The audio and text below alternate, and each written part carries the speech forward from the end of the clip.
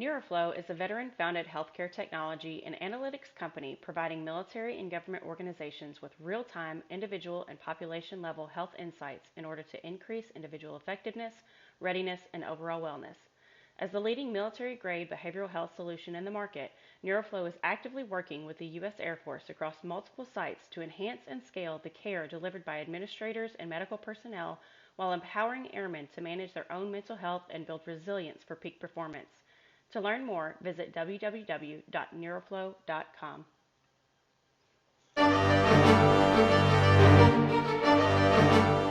Hey, everybody, and welcome to Veteran Trash Talk. I'm your host, Leah Day, and I have such an amazing guest with me today, Liz. Before we get started, I want to give our shout out to our sponsor, Neuroflow. Make sure that you're checking that out for your mental health and well-being, everybody. Sorry, let me mute that. Yep, that's muted. All right. And without further ado, I want to introduce Liz. So Liz and I actually met in a clubhouse room, which just goes to show that social media and the growth of social media is something that we can embrace and really get a lot out of it. I believe I'm meeting incredible people in all these different places that I never thought I would be. And Liz is a Marine Corps veteran, which I love because I haven't spoken to a lot of female Marines before. And she has a very different story with a traumatic experience. Also, Liz is going to share with us about a business, her nonprofit. Liz has a podcast. She is just incredible, doing amazing things. So, Liz, thank you so much for your time today. I so appreciate you coming on and sharing. And I want to hear, let's get started with your story in the Marines and what happened with you. Well, thank you so much for having me today. And yes, you're right. Clubhouse has introduced me to a plethora of amazing individuals in the business world, nonprofit world, podcasting world. So it really has been a great tool for networking. So I enlisted in 2006, straight out of high school, and I knew I wanted to join the Marine Corps I knew I wanted to join the military when I was very young. I think I was 8 or 9, but I just wasn't sure what branch yet. So in high school, it solidified that I wanted to go to the Marine Corps. So I enlisted, and it was a bit of a bumpy start because I got injured in training, and eventually I was able to graduate and continue my training, and then I get to the fleet and I get attached to a non-deployable unit. And all my friends that I have gone to boot camp with, MLS school training, they've already deployed. And that's kind of one of the reasons why I joined the military. I lived in New York when 9/11 happened. So I very, very vividly remember the aftermath of 9/11. So it was just definitely a calling that I needed to do something bigger than myself. So I remember going into my supply officer's office. I was like, sir, like, I need to deploy. What can we do for me to deploy? Because I have this plan. Like, I'm going to be a sergeant major one day, like I need to do this. I need to do this for my country. And he basically gave me a checklist, and he was like, if you can get all of this done, I'll sign off on your paperwork. And I did. I got everything done. He signed off, and I deployed as an individual augment. And on September 11th of 2010, I was actually boots on the ground in Kandahar, Afghanistan. So I felt like a full circle moment almost. Yeah. And then, 2010, 2011 was like a really, really rough year for the Afghanistan war. Like 2010, statistically speaking, we had the highest casualty rates in the entire war. So they really needed help wherever a body can be, supplied. Like, you need to go here, you need to go there. So even though my billet was a supply billet, I also worked in the morgue helping the mortuary affairs team. And then eventually I was also a driver, doing drop-offs for coalition officers and supply runs. So a little bit of everything while I was deployed. And it was while I was a driver, and I was in Kabul. They moved him from Kandahar to Kabul at this point. I was returning home, or I was returning back to the base from a mission, and I got hit by a car. And adrenaline is such a crazy thing, because at that moment I felt fine. The first thing I did was checked on my A driver. We were both in the vehicle, and he was fine. Um, Everybody was called, the sergeant major, everybody came to annotate this incident. And then my staff sergeant kind of gave me the rest of the day off. And I think back about this moment because no medical staff checked me. They were like, just go back to your room, just decompress, because I looked fine. Right. Not a single scratch on me, nothing. So then, and with the adrenaline, you felt fine, right? Because it was still I was just like, right. So I remember going back to my room. I remember Skyping my daughter, who was 1.5 years at the time, and falling asleep. And knowing what I know now, looking back at this moment, it scares me, because I'm like, I could have possibly never woken up. Right. And thankfully I did. And I gear up, I put on my uniform, I grab all my stuff, and I'm walking to the motor pool to get a new vehicle. And somewhere between my room and the motor pool, I pass out. And then what I'm telling you right now, this is what other people have told me. So these are just witness accounts, because I have no recollection of this whatsoever. But apparently after I passed out, there were 2 French soldiers who were on a smoke break. And they saw me and they ran to me and they carried me to the Kabul Row 3, like their hospital, which was all ran by the French. So I remember coming to on a hospital bed, and all I hear is just doctors and nurses speaking rapid French. And I'm like, I can't move. Like, my body was completely immobile. I could not move. And I remember my staff sergeant was there, and like him trying to explain something to the doctor, and the doctor just replying to him in French. And I'm just like, I can't move. Like, I couldn't even talk.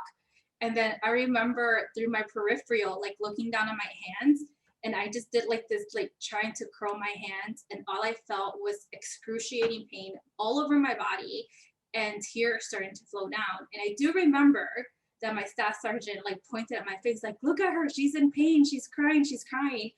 And then that's it. And then after that, I was medevaced to Bagram, which had a bigger hospital, and they did a couple of spinal taps, because they did an x-ray and they saw that I had a skull fracture and my brain just started swelling. So they did spinal taps to kind of monitor the swell. And then once the swell went down, they transferred me to Langstuhl in Germany. And I was in the ICU there for about a week. And there I was in and out of consciousness a lot. And then they eventually medevaced me to Walter Reed in Bethesda, Maryland. And, it was so crazy how 1 minute I'm in Afghanistan and the next minute I wake up and I'm in the United States. Right. So I never really had that chance to mentally prepare myself to come home, like to come home to my family, to, be mom mode again. I was definitely very much still in deployment mode.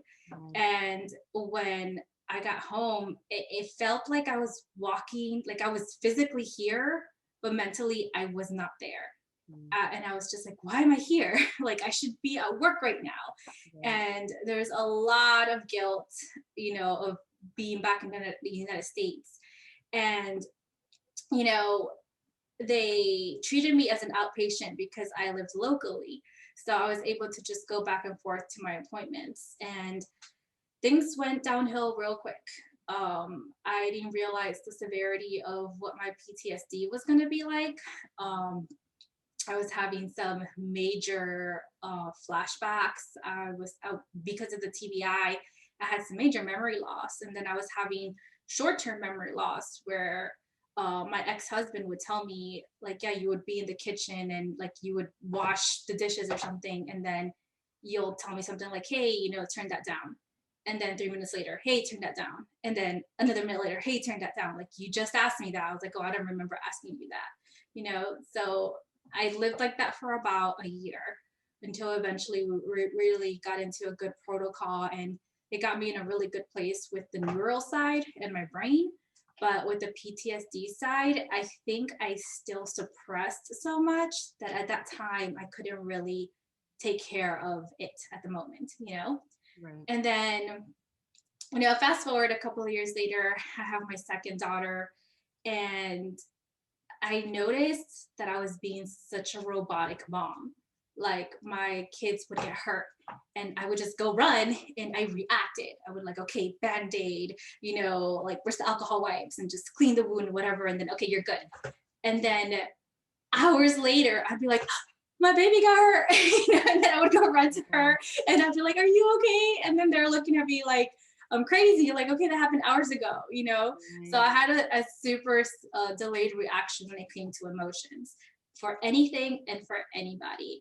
And that's when I realized I needed help. I'm like, I can't, I have two girls that need a mother who needs to show compassion, empathy. So that's when I went and seeked out assistance. And, at the time, Hurricane Sandy had just hit, and I was living in New York. And I went to the VA for help, and I did not get the best service there. And I was very hurt and disappointed by the way I was treated there because I got a lot of that demeaning, oh, like, what did you do that like kind of like why do you need mental health? Like, what happened to you? Like that very like because you're a woman, like Right. what. So that was really demeaning and hurtful. But I didn't give up, and I started researching local support in the area, and I found a nonprofit called the Headstrong Project, and I called them, and they called me back almost the next day. And I remember the intake person, the kindness in his voice, the concern. Like it wasn't just another, okay, check on the box, what's your name, whatever. It was more like, so what really happened? Like, how do you actually feel? Like, so that just like blew my mind because at the time I haven't had that experience of anyone actually wanting to listen to me and how they can help me. Right. And so through this organization, I was able to receive 12 months of therapy for free, and it included EMDR therapy. And it was really the first time that I faced what I went through in Afghanistan, because helping the mortuary affairs team, having to pick up dead bodies, that plays a toll on your mental health. And it wasn't just service members, it was kids as well, and as a mom, like that, you have to turn it off. You have to turn the emotions off. You cannot do that job with emotions because you won't be able to do it. So Sorry, let me stop you. So you said that's the Headstraw Project? Is that what? yes, Headstrong Project, and they're headquartered in New York City. Okay. I'm just making a note of that so we can add it in. Yeah, they're amazing. Okay. So, I think one of the things that I started to realize was a lot of these veterans that have post-traumatic stress, regardless of what they went through, because trauma can come in any shapes and sizes and in any forms. And veterans with traumatic brain injuries, you look at them, you won't know if that veteran has a TBI or PTS because they look normal on the outside. Right. When internally it's a hot mess express, and it's been 10 years since I was injured, and I still have, follow-ups, medical appointments to keep track of my TBI. So it doesn't just go away, but It gets better, and you find better treatment plans. And, technology is always advancing, like EMDR, that's like changing the game right now. And so there's always going to be ways to better one's health, but that assumption that just because I look fine on the outside doesn't mean I am. So I became like a really outspoken advocate for TBIs and PTS because I firmly believe that it's okay not to be okay. A small percentage of the population have deployed and seen and done some things that you see in the movie theaters, but people have experienced that in real life. And how do you think they can cope with that? How do you think they're all right with that? They're not, Well, the military, we go through that and they're just like, okay, well, thanks for your service. And even, you're talking about because you got injured. And so you were one day you're in Afghanistan, the next day you're back in the States. And at least for the rest of us that come home on a regular deployment time frame, you get that. You might not get a lot of like guidance or counseling, but you start kind of winding down. You're not doing as many missions generally. You're like slowing down a little bit and getting prepared to come home so that you do have that time mentally.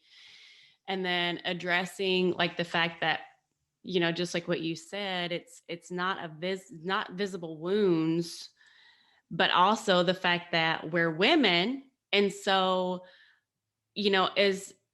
as much as we're trying to normalize and be like, hey, women are serving too, people don't look at us and just automatically assume that we're in the military. Like we have to wear a hat or a backpack or a shirt saying, I'm a veteran too. And, that's not something that I've ever really done myself. But, it's a shame because it's like my husband can get recognized. It's like, they recognize each other as men, like, oh, you must have been in, even though he doesn't have a military haircut, or anything. But and it's one of those things where it's like, yeah, that's cool. Yeah. But they don't recognize that you served. And then on top of that, you must be totally fine because you probably just served like on base or something. So nothing bad happened to you and nothing, could have possibly given you PTSD or TBI. But I love sharing your story because I really haven't heard of a lot of women either coming forward to share it where they're suffering with TBI. And I think that's an important topic to broach. So thank you for sharing that. So tell me more about what you're doing from here and your healing. So I decided to go the alternative route.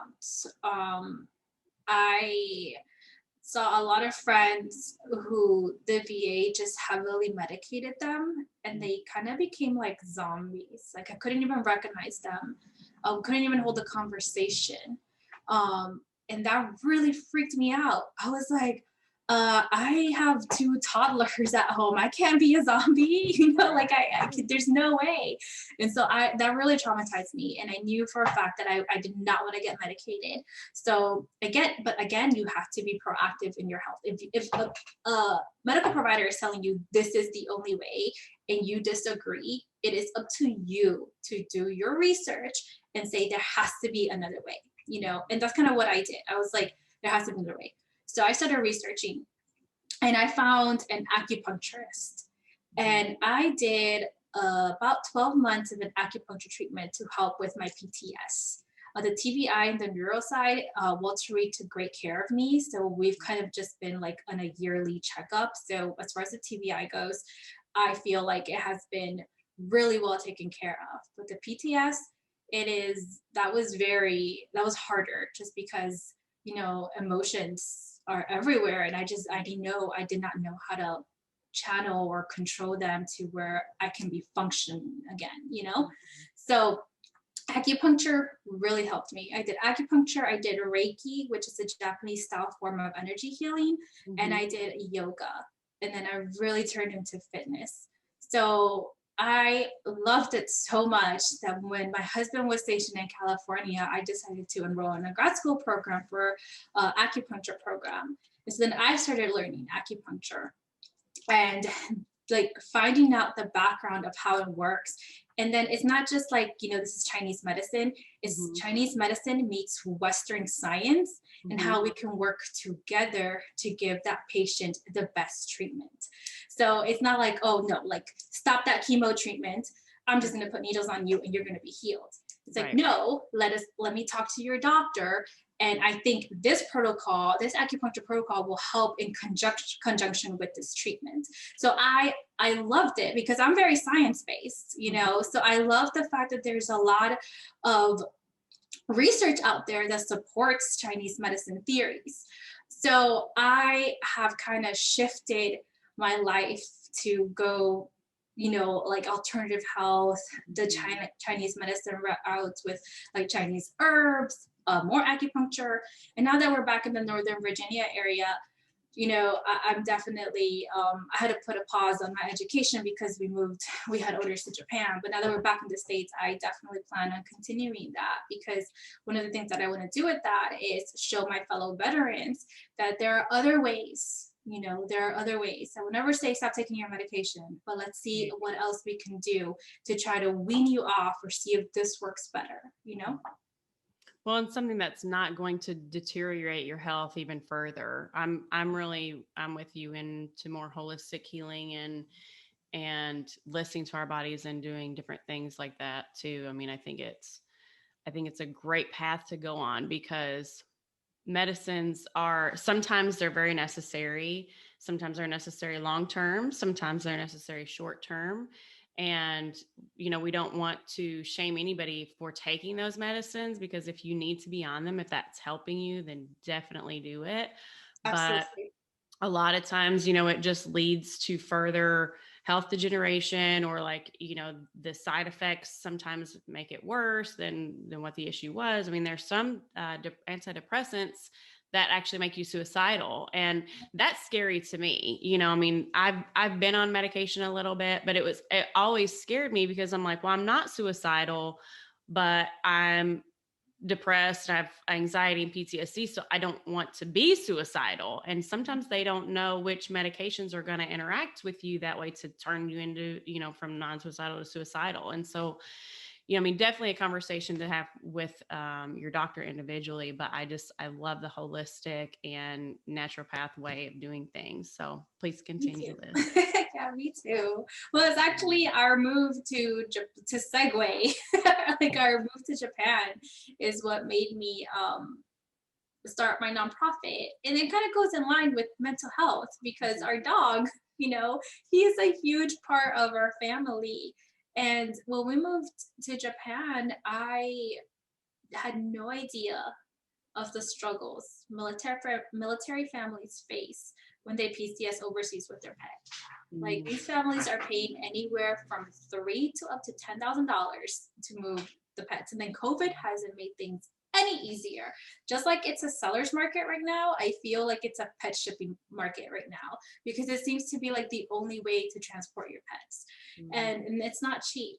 So then I started leaving a pause behind USA, and it's an advocacy, because I plan on changing or introducing legislation to include pet stipends for military families when they PCS overseas. That way, it's not such a big financial burden, and it also keeps the family together. Like our pet, that's like our constant while our spouses are on a mission or duty or deployment. Like, that's there for that spouse, that's there for that child. So, and it's good for the mental health, that stability, and it's in an environment where you're constantly moving and the changes are always happening. Guess what? That dog or that cat, it's always going to be there. And so that's how Leave No Pause Behind USA got started.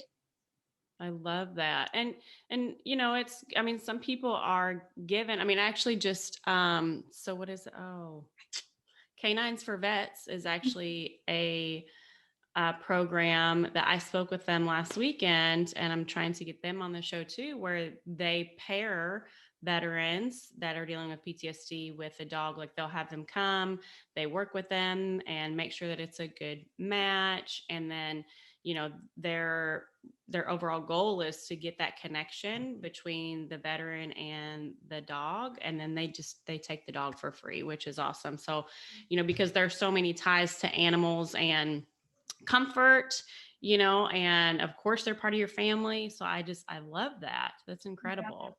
Now, Yeah. what about so tell me about your business. So my business is called Picnics by the Lake LLC, and right now it's only servicing the Cleveland, Ohio area. And I started this business with my best friend Samantha. We have been best friends since ninth grade, both from Cleveland, Ohio. And it's always been my dream to open up something in Cleveland, because to me that's home. We moved there when I was 13 from New York. And that's just like where all like my big life events happened. And, met some incredible people who I'm still friends with till this day. So what we do is we set up pop-up luxury picnics all around the Cleveland Metro Parks and the Lake Erie area of Cleveland. and I'm so excited. That's awesome. So for our listeners who aren't in Cleveland, is there a way that they can support you or just learn more about that? Sure, And you can go to our Facebook or Instagram at Picnics by the Lake, and you can always like and share. And if you're ever taking or planning to take a trip to Cleveland, just hit us up, and we would love to help you out. I love that. That sounds, Liz, like something that needs to be spread around the country. I think Yes, it's so that, perfect for COVID, because it's yeah, outside. We like extra sanitize everything. Like we have an entire COVID protocol.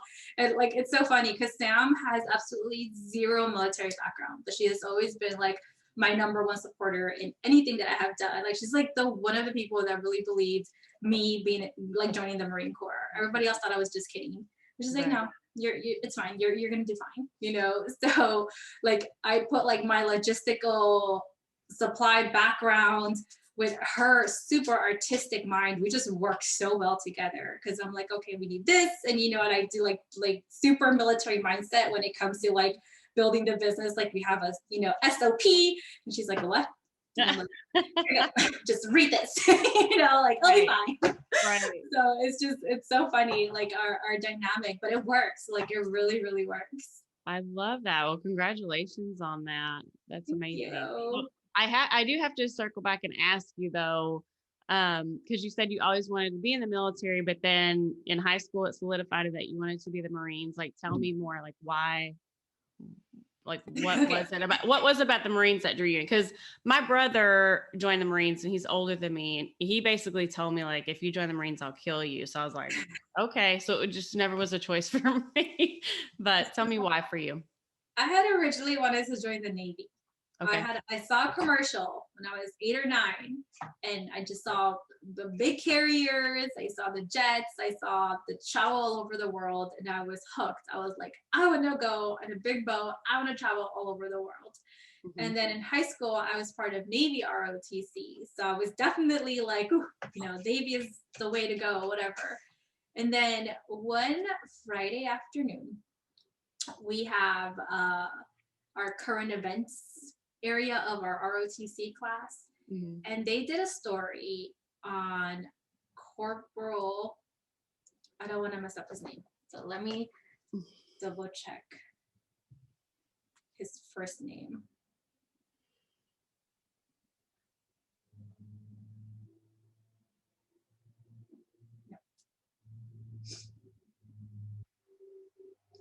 Sorry, I just want to make sure I get this. Take your time. No, I love that.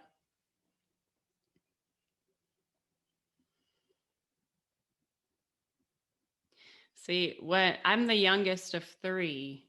So my brother joined the Marines, and then my sister came up and she went to the Navy and she was in AW. So she was in, aviation. And that's what I wanted to do. But she actually talked me out of it because she was like, "Oh, you wouldn't do well here," because she like, she went to her training and then she immediately went to SEER school, and I was like, "Yes, I want to do that." And she was just like, Leah, I mean, I just don't think you're tough enough. You wouldn't make it. And she was really good at talking me into things and out of things. And so she actually took me to the Army recruiters and talked me into joining the Army. And we've had a conversation since, several conversations since then, because she's like, why didn't you join the Navy? And I'm like, you don't remember that you talked me out of joining the Navy? Like, you talked me into joining the Army. She's like, well, that was really stupid. I'm sorry I did that. Like, yes, thank you for that. But it worked out for us. But Oh my gosh. So it was an ROTC class, and they did like the current event segment, and there was a story of Corporal Jason Dunham, okay. who had basically given his life because he used his Kevlar in his body to shield his Marines from a grenade blast. And there was just something about that selfless action that without a second thought, he just jumped on this grenade to save his Marines. So I was like, I need to be a part of this organization because I can see myself doing that. I can see myself, taking off my Kevlar and using my body to shield my Marines. And I want to be in an organization where I know without a shadow of a doubt that the Marine to my left or to the right of me would do the same. And that's the moment where I knew, like, this is happening for me. And I remember that afternoon going to the recruiting station and talking to a Marine recruiter, and I was like, sign me up. let's do this. Wow. And that's how that started. That's awesome. That's so, and I want to, so, when you were telling your story about when you got hit and people, responded right away and you had people there and they just sent you back to your room, I want to address that because it had me thinking, like, we're not really trained to, like, we're trained to check on everybody and make sure they're okay, but we're not trained to be like, hey, needs to go to medical, right, and get checked out anyway. So I think that's really interesting. Like, do you feel like they took good care of you, but that's like one of the things that maybe we just need to be more aware of as a whole in the military, is like, even though we look okay after something, make sure, because in the civilian life, like my husband was a fireman, and a, what is that called, paramedic, not paramedic, but a what is that called, EMT. Thank you. Oh my goodness. He did that for 6 years. And of course, they asked him, like, hey, do you need to go to the hospital? But it's up to that person, because they can't make them go. But I feel like as leaders in the military, we have a little bit more power to, like, make our subordinates do stuff to take care of themselves. So, no, number one is, do you feel like they did what they were supposed to do and just didn't know to tell you that? And then number two, do you feel like that's something as a whole in the military we should probably focus in on more, is like just making sure that our troops go and get checked out just in case? So I think that things have gotten better since 2010. I think there's definitely a push to, ensure that the safety of anyone who is possibly injured. I think at the time of when this happened to me, everyone was more focused on the vehicle than the actual people in the vehicle. And, it's like multi-million-dollar assets. So, and as a supply person, like, I get it, but, and then also, like I said, nothing looked broken. Like, I was fine. I was, talking, I was aware. And I think that they had the best intention when they told me, hey, just take the day off, like, just go decompress. But like, again, we just don't know. And especially when it comes to head injuries, like, it has formed a kind of a paranoia when it comes to head injuries. Like, when my kids bump themselves in the head, it is a trigger for me, because I'm like, like, are you okay? Like, you're not going to sleep. Like, like, what day is it? Even though it might be just a tiny little bump, but it's just really scary of the possibilities of what could happen when you hurt your brain, So I think at the time, I did not receive that immediate concern or care, because again, I looked fine. But I think now in present day, regardless if you look fine, I'm pretty sure they're going to make you, have a workup just to ensure that you really are fine. Right. Yeah. I don't know if they're doing that these days or not. I'm just thinking about, like, my own personal leadership. Like, if that had happened to one of my soldiers, would I have made them go to medical? Like, probably not, like, I don't know that would have been, like, I wouldn't have known that might've been a concern, like a brain injury. You know what I mean? Like, Oh, absolutely. because, and that's what I'm saying, like, not trying to put blame on your leadership, but just saying that hopefully they are learning that in the military now. Cause I've been out for 8 years, so who knows what all they've improved and changed. And maybe also audience members know, but I was just thinking, like, had that happened in my unit, either to me, like, I would have been like, well, I'm fine too, because you feel like you're fine, or to my soldier, I probably would have done the exact same thing. Yeah. No, I think at the time also, there wasn't enough data for traumatic brain injuries, right? So I think now we see all the cases of traumatic brain injuries from, MRAPs or Humvees, IED blasts. So now there's like proof, you guys have to get these guys checked out. So I don't want to say 100% sure, but I think I'm like 80% sure that they're definitely now, definitely not 2010. There's more of a concern just because we have seen, like now Right. we have seen the data that like, okay, like these service members have traumatic brain injuries. Hmm. That's good. I mean, I do hope that's the case. Like I said, Yeah, I don't know, but benefit of the doubt. yes, yes. I mean, we learn as we grow. So Exactly. that's good. So Liz, can I ask you, what do you feel most accomplished with, like after having through that been through that traumatic experience, can't speak, um, and going through that time in your life when, you couldn't remember things and you weren't responding with your daughters and that sort of thing. Like what are you most proud of now, like through that process and healing, or, what message would you want to share for anybody that might be looking for answers or help and maybe not know where to go? So I think one of the biggest struggles I had was accepting what had happened to me, and accepting that this is my new norm. This is new Liz, So like pre-Afghanistan Liz is gone. Like I'm never gonna see her again. Right. So I had a lot of like friction and fights with new Liz. I wasn't accepting her. Right. And then there came a moment of realization where I was just like, this is my new normal.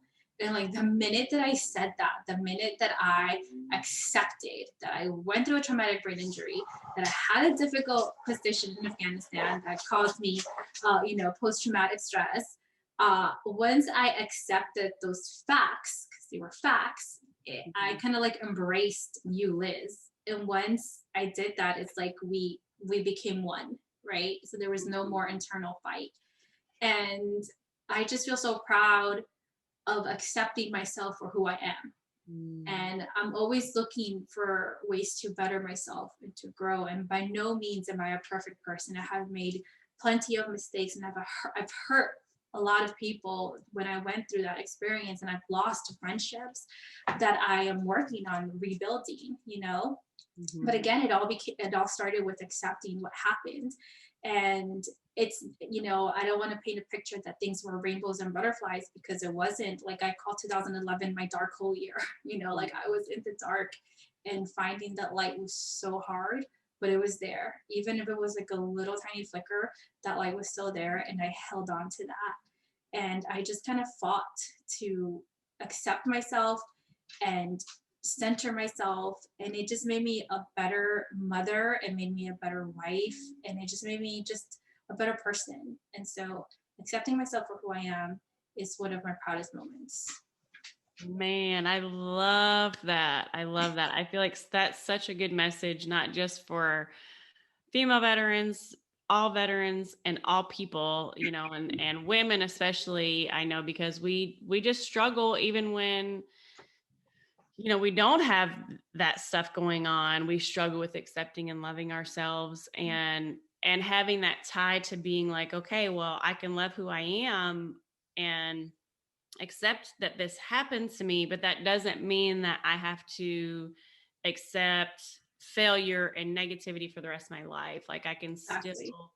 improve my health. I can still improve the way that I look at myself. I can still improve the way that I look at others and just the way that we go about life. So that is an incredible message, Liz. Thank you so much. So lastly, if you want to shout out your podcast, because I'm sure people have connected with you on a personal level and they want to hear more from you. So Liz has a podcast as well, y'all. So even if you're not in Cleveland, um, to support her business, you can support her nonprofits, and you can also support her podcast. So Liz, tell us a little bit about your podcast. So my podcast is called Latina She Served, and you can find it on iHeartRadio, Spotify, and Apple Podcasts. And then our website is www.latinasheserved.com. And the Latina is me, and it's just a podcast showcasing the diverse stories of our men and women in uniform, veterans, and spouses as well. I love that. Absolutely love that. It ties in with this. So if you're listening to this podcast, definitely check out Liz's podcast as well, because you're going to get a lot of great benefit out of that. So Yeah. Liz, I so appreciate you. Is there anything else that we haven't covered that you would love to share with everybody? No, I think that was it. I just really want to thank you for having me on as a guest. Well, thank you so much for coming. And if anybody wants to connect with you, is the podcast the best way, or is there another way that you allow people to connect with you if Yeah, they? sure. You can follow me on Instagram at Liz K Hensel. Okay, perfect. So give her a follow, listen to her podcast, support her nonprofit, y'all. If you're in Cleveland, get a picnic, do all the things. Liz, you are a true warrior, and I just so appreciate you sharing your story. I love connecting with women like you. You inspire me to do better every day, and I really hope that it helps our listeners as well. So for those of you that are listening, if you want to connect with Liz on Instagram. You can also find me if you want to connect on Instagram. It's at Leah BE Day, like B. But thank you all so much for listening. And Liz, thank you again for your time. You Thank are you. so one last shout out to Neuroflow. Y'all go check that out, neuroflow.com for mental health. You can do it on your phone. Okay. All right. Thanks, guys.